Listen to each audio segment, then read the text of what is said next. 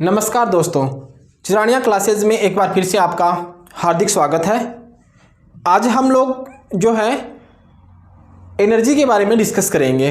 दोस्तों, इससे पहले हम कार्य जो है वो कंप्लीट कर चुके। कार्य, ऊर्जा और शक्ति, ये वाला जो जनरल साइंस का जो पोर्शन है वो हमने स्टार्ट कर रखा है। जनरल साइंस के अंदर जो फिजिक्स वाला पोर्शन है वो वाला। अब इसमें हमने कार्य के बारे में हम डिस्कस कर चुके विस्तार से। इसके न्यूमेरिकल वगैरह जो है जो 10th लेवल तक जो आपके एग्जाम में पूछे जा सकते हैं वहाँ तक हमने डिस्कस कर लिया था। आज हम एनर्जी पढ़ने जा रहे हैं।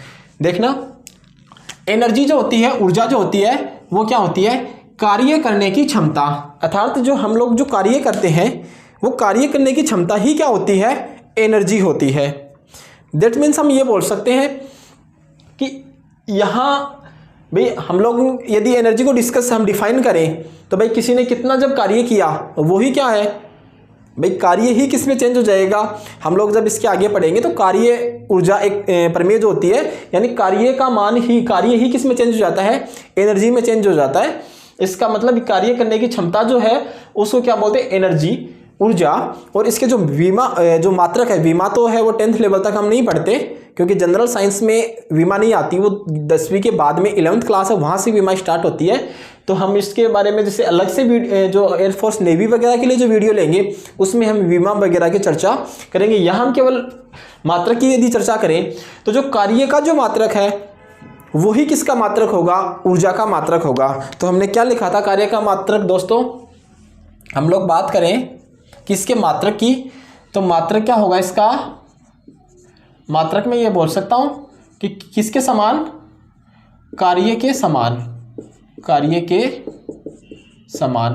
अब दोस्तों, कार्य का जो एसआई मात्रक है वो कितना होता है? जो एसआई मात्रक होता है वो होता है जूल। ये हम पीछे पढ़ चुके।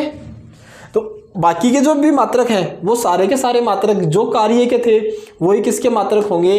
एनर्जी के मात्रक होंगे, ऊर्जा के मात्रक होंगे। अब देखना, इसमें एक जो विद्युत ऊर्जा जो हम लोग लेते हैं, जो अपने घरों में जो लाइट आती है, हम उस ऊर्जा को किस में मापते हैं? तो विद्युत ऊर्जा का व्यावसायिक मात्रक। यदि विद्युत ऊर्जा के व्यावसायिक मात्रक की यदि मैं चर्चा करूं तो ये होता है kilowatt hour, KWH, kilowatt hour. और इसको हम क्या बोलते हैं? यूनिट भी बोलते हैं। ठीक है दोस्तों, एक हम लोग यदि बात करें कि जैसे हम भोजन के द्वारा जो एनर्जी ग्रहण करते हैं, हम खाना खाते हैं, खाना खाने से हमें क्या मिलती है? ऊर्जा मिलती है। उस ऊर्जा का मात्रक क्या होता है? तो भोजन द्वारा ग्रहण की गई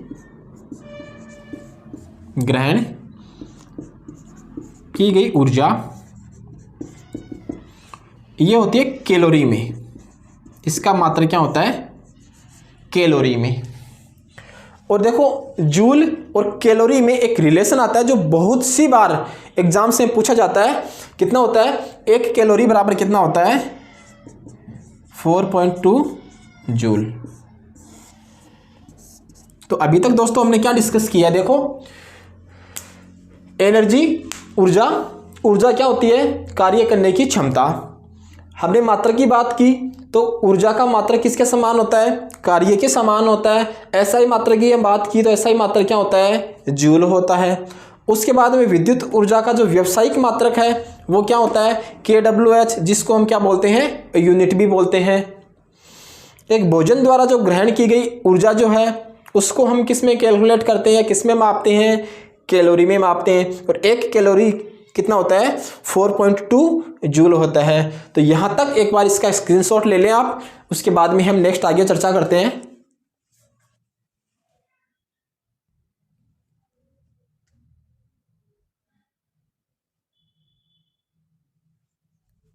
अब दोस्तों हम बात करते हैं जो ऊर्जा जो होती है, एनर्जी जो होती है, हम उसमें बात करते हैं यांत्रिक ऊर्जा की। किसकी?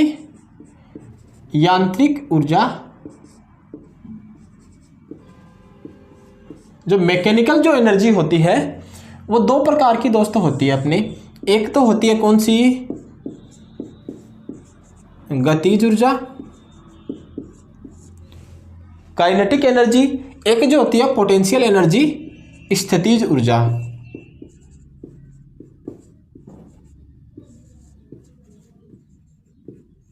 एक तो कौन सी एनर्जी होती है, गतिज ऊर्जा, और दूसरी कौन सी ऊर्जा होती है, स्थितिज ऊर्जा। अब देखना कि वस्तु की गति के कारण जो ऊर्जा होती है वो तो कौन सी होती है, गतिज ऊर्जा, और वस्तु की स्थिति के कारण, यानी स्थिति में जो परिवर्तन है या उसके आकार में परिवर्तन के कारण या उस जो परिवर्तन के कारण जो एनर्जी होती है वो क्या होती है, स्थितिज ऊर्जा। देखना शॉर्ट में लिख देता हूं मैं कि गति के कारण उत्पन्न जो एनर्जी है, ऊर्जा है, वो तो कौन सी ऊर्जा होती है, गतिज ऊर्जा, और वस्तु की आकार, स्थिति,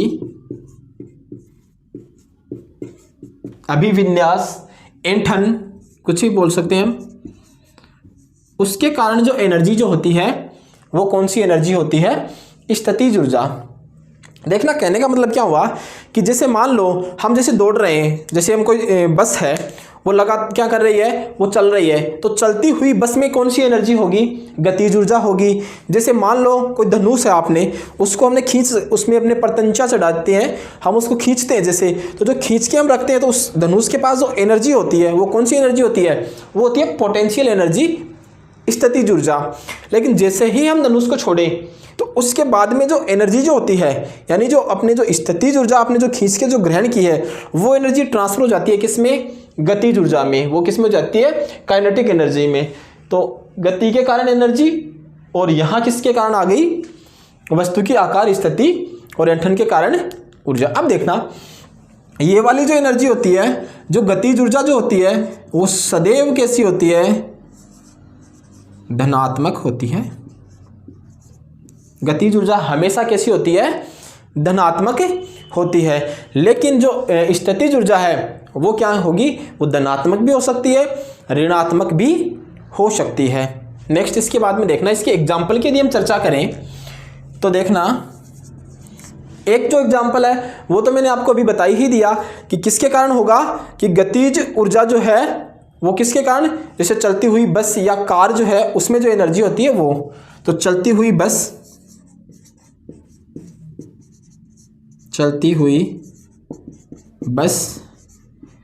या कार में जो ऊर्जा होती है वो वाली ऊर्जा। इसके बाद में हम लोग ये क्या बोलते हैं कि जैसे मान लो बहते हुए जल में ऊर्जा, बहते हुए जल में ऊर्जा।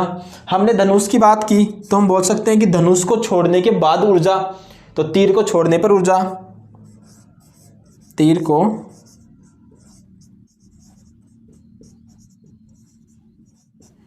छोड़ने पर ऊर्जा। जैसे कोई बच्चा दौड़ रहा है, उसमें कौन सी एनर्जी हुई, दौड़ता हुआ बालक,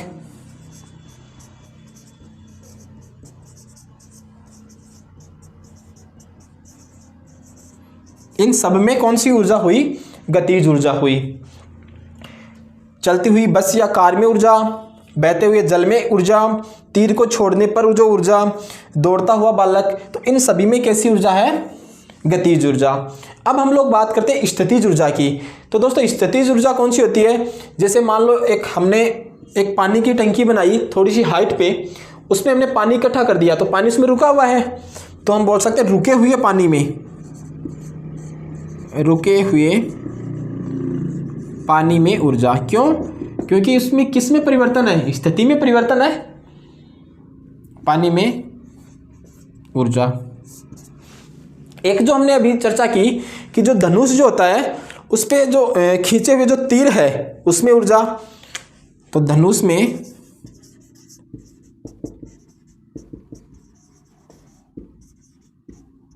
खींचे हुए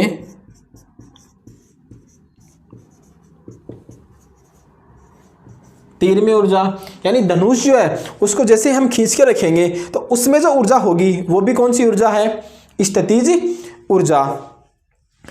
जैसे अपने पास घड़ी है, हम उसमें चाबी भरते हैं तो उसमें घड़ी में चाबी बढ़ने के कारण जो ऊर्जा हुई वो भी कैसी ऊर्जा है? स्थितिज ऊर्जा। घड़ी में चाबी बढ़ने के कारण जो ऊर्जा है वो भी कैसी ऊर्जा है? स्थितिज ऊर्जा है। तो एक बार यहाँ तक एक बार कॉपी करें या इसका स्क्रीनशॉट ले लें, उसके बाद में हम नेक्स्ट आगे चर्चा करते हैं।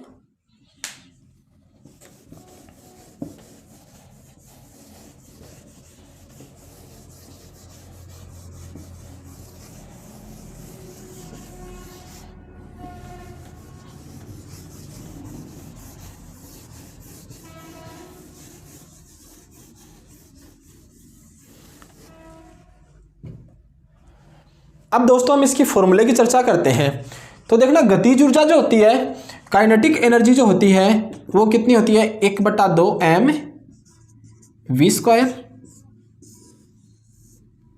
अब हमें कंपटीशन लेवल पर केवल डायरेक्ट फॉर्मूला याद करना है, क्योंकि अपने क्वेश्चन आएगा m की वैल्यू आएगी, v की वैल्यू आएगी, k की वैल्यू पूछ लेगा या डायरेक्ट फॉर्मूला पूछ लेगा। कोई भी दो वैल्यू, इसमें 3 जो वैल्यू है, कोई 2 वैल्यू अपने को गिवन होगी, तीसरी अपने को क्या करनी होती है? फाइंड आउट करनी होगी। नेक्स्ट इसमें देखना, स्थितिज ऊर्जा जो है U जो है वो क्या होती है अपनी? mgh।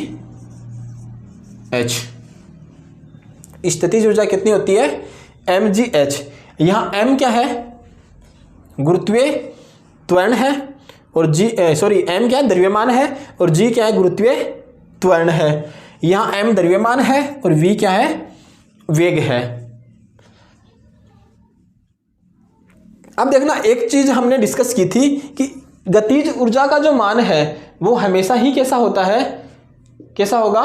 धनात्मक होगा। यानी गतिज ऊर्जा का जो मान है वो सदैव कैसा होगा? धनात्मक होगा। तो हम यहाँ एक तो चीज हम ये लिख सकते हैं कि अपने को क्वेश्चंस इसमें ये छोटे छोटे क्वेश्चंस आएंगे, तो गतिज ऊर्जा का मान किस पे निर्भर कर रहा है? m और v पे। तो लिख देते हैं कि गतिज ऊर्जा का मान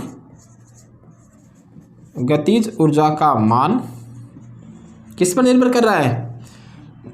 किस पर निर्भर कर रहा है दोस्तों? गतिज ऊर्जा का मान जो है वो वस्तु के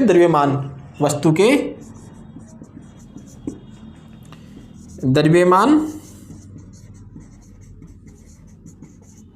तथा वेग पर निर्भर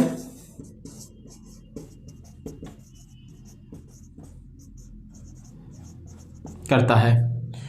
और यहाँ स्थितिज ऊर्जा का मान किस पर निर्भर करता है? बताओ। देखें, स्थितिज ऊर्जा का जो मान है वो द्रव्यमान, गुरुत्वीय त्वरण और किस पर निर्भर कर रहा है? हाइट पर निर्भर कर रहा है। तो स्थितिज ऊर्जा का मान, जो पोटेंशियल एनर्जी जो है, स्थितिज ऊर्जा जो है, स्थितिज ऊर्जा का मान वस्तु के द्रव्यमान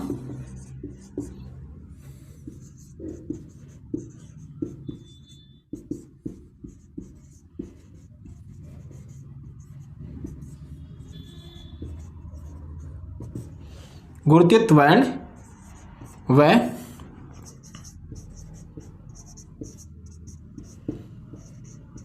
ऊंचाई पर निर्भर करता है। यानी ये m किस पे? वस्तु के द्रव्यमान पे। दूसरा किस पे निर्भर कर रहा है? g गुरुत्वीय त्वरण पे। और तीसरा किस पे निर्भर कर रहा है? ये ऊंचाई पे। ये 3 चीज़ों पे निर्भर कर रहा है। जबकि यहाँ जो है गतिज ऊर्जा का जो मान है, जो अपने काइनेटिक एनर्जी का जो मान है, वो किस पे निर्भर कर रहा है? एक तो किस पे कर रहा है? वस्तु के द्रव्यमान पे, और किस पर? वेग पर निर्भर करता है। एक बार यहाँ तक आप स्क्रीनशॉट लें, उसके बाद में हम आगे डिस्कस करते हैं।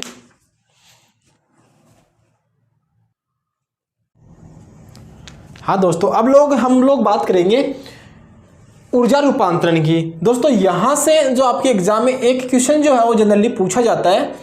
इसमें आपको 2 क्वेश्चंस इसमें बनते हैं। एक तो इसमें ये होता है कि जैसे यांत्रिक ऊर्जा को विद्युत ऊर्जा में बदलने की युक्ति क्या है, तो ये पूछी जाती है।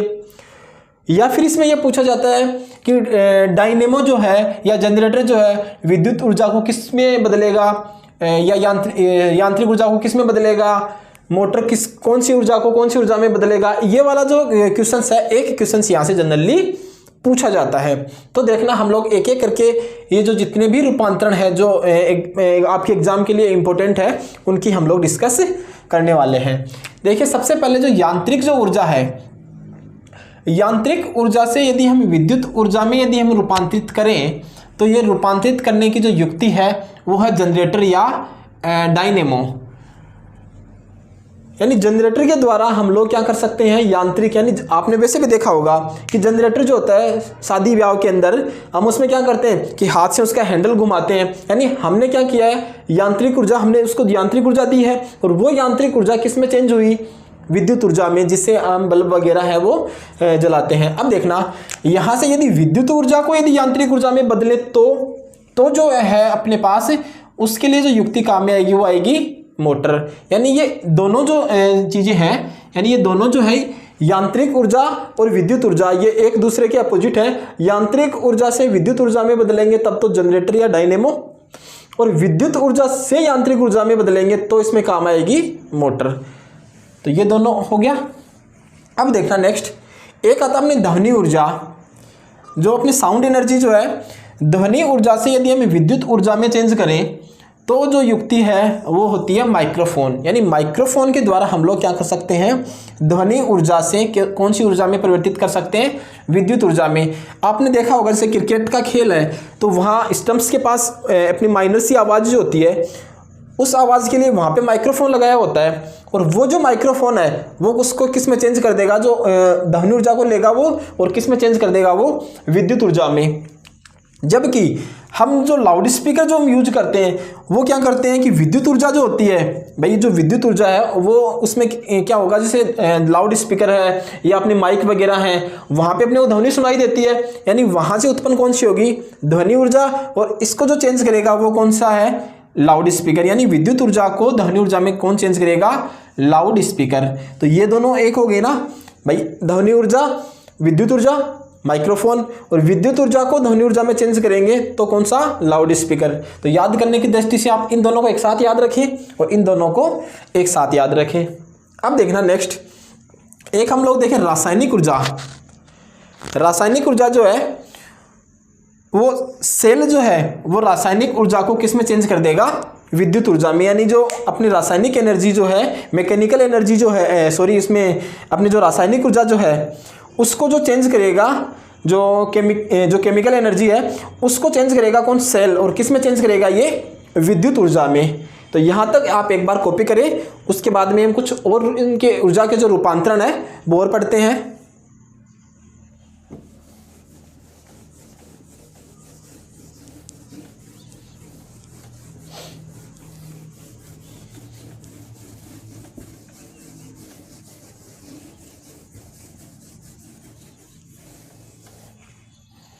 अब दोस्तों इसमें एक जो आता है वो अपना आता है विद्युत ऊर्जा। कौन सी ऊर्जा, विद्युत ऊर्जा। और विद्युत ऊर्जा को जो प्रकाश ऊर्जा जो है, प्रकाश ऊर्जा हम बोल सकते हैं या तापीय ऊर्जा बोल सकते हैं,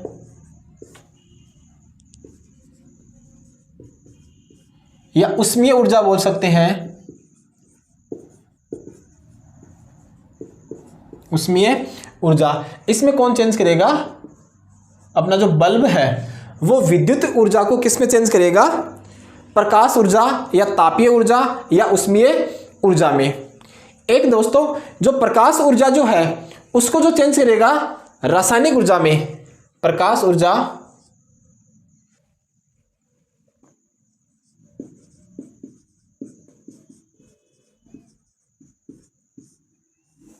प्रकाश जो ऊर्जा है उसको यदि रासायनिक ऊर्जा में चेंज करने वाली जो युक्ति है वो क्या है भाई, प्रकाश ऊर्जा जो है उसको जो रासायनिक ऊर्जा में चेंज कौन सी युक्ति करेगी, ये अपने युक्ति नहीं होगा, इसको हम बोलेंगे प्रकाश संश्लेषण। प्रकाश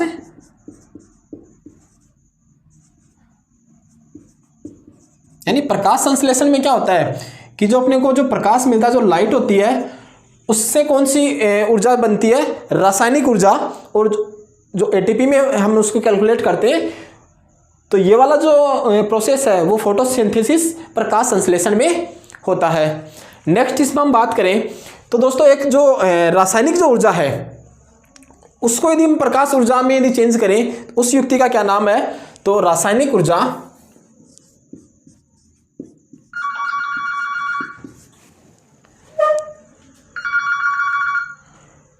रासायनिक ऊर्जा, रासायनिक ऊर्जा को हम चेंज करें किसमें? प्रकाश ऊर्जा। रासायनिक ऊर्जा को किस में चेंज करें? प्रकाश ऊर्जा बोल सकते हैं, या तापीय ऊर्जा बोल सकते हैं, या इसी को क्या बोल सकते हैं? उष्मीय ऊर्जा बोल सकते हैं। ये वाला कौन चेंज करेगा? अपने जो मोमबत्ती जो होती है वो रासायनिक ऊर्जा से हमें कौन सी ऊर्जा प्राप्त होती है? प्रकाश ऊर्जा, या तापीय ऊर्जा, या उष्मीय ऊर्जा। एक इसमें लास्ट हम लोग एक और पढ़ने वाले हैं, वो जैसे सौर ऊर्जा जो होती है अपनी,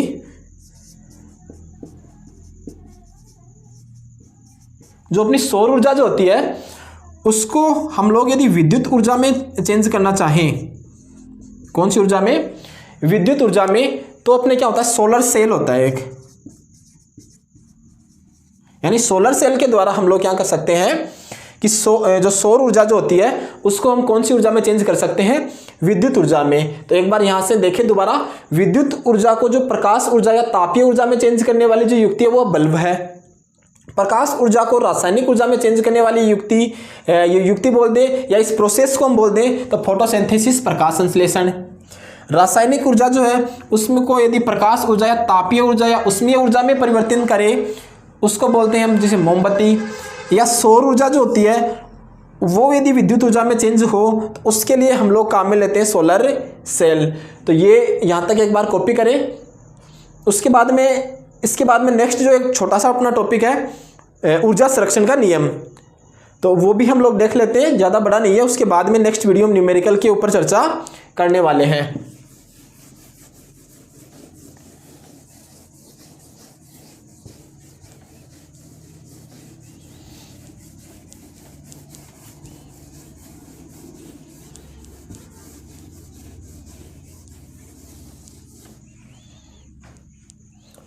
ऊर्जा संरक्षण का नियम।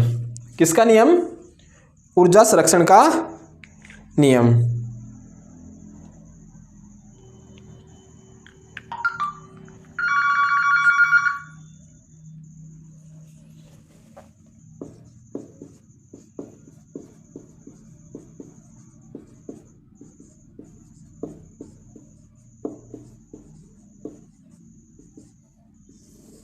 ऊर्जा संरक्षण का नियम।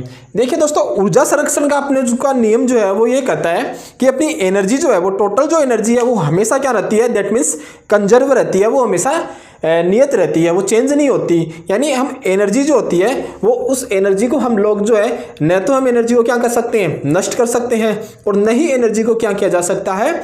उत्पन्न किया जा सकता है। अपना ऊर्जा संरक्षण का नियम ये कहता है कि एनर्जी जो है वो हमेशा क्या रहेगी? कांस्टेंट रहेगी। केवल उसका एक रूप से दूसरे रूप में उसको क्या किया जा सकता है? परिवर्तन किया जा सकता है। यानी एनर्जी जो है वो न तो क्या होती है? नष्ट होती है, और न ही एनर्जी को क्या कर सकते हैं? हम उत्पन्न कर सकते हैं। केवल एनर्जी का एक, जैसे हम लोग अभी देखा था ना कि प्रकाश ऊर्जा से विद्युत ऊर्जा, यानी एक रूप से दूसरे रूप में हम क्या कर सकते हैं? उसको ट्रांसफर कर सकते हैं, रूपांतरित कर सकते हैं, लेकिन उत्पन्न नहीं कर सकते। जैसे मान लो टोटल एनर्जी की मैं बात करूं कि जैसे मान लो स्थितिज ऊर्जा है अपनी, जैसे हम लोग बात करें कि स्थितिज ऊर्जा और दूसरी होती है गतिज ऊर्जा। हम इसके फॉर्मूले वगैरह जो है इनकी चर्चा हम पीछे कर चुके। गतिज ऊर्जा मान लो जी ये 50 है और ये भी 50 जूल है, तो टोटल एनर्जी अपनी कितनी हुई? यहाँ पे 100 जूल हुई ना। अब मान लो यहाँ में चेंज होगी, तो जैसे मान लो स्थितिज ऊर्जा है ये अपनी हो जाए 60 जूल, तो ये कितनी हो जाएगी? 40 जूल। टोटल कितना रहेगा? 100 जूल। मान लो ये हो जाए 30 जूल, तो ये कितना हो जाएगा? 70 जूल। टोटल कितना रहेगा 100 जूल। यानी कहने का मतलब ये हुआ कि टोटल जो एनर्जी है वो क्या रहेगी, हमेशा कंजर्व रहेगी, सुरक्षित रहेगी, उसमें परिवर्तन नहीं होगा। अब दोस्तों इससे आगे का जो वीडियो है, यानी इसके आगे हम न्यूमेरिकल देखेंगे, वो हम नेक्स्ट क्लास में देखेंगे। तो यहाँ तक एक बार आप इसको पढ़ें, बहुत अच्छे से आप करें, इसको पढ़ें, और उसके बाद में हम लोग न्यूमेरिकल की हम चर्चा करेंगे। तब तक के लिए all the best, thank you.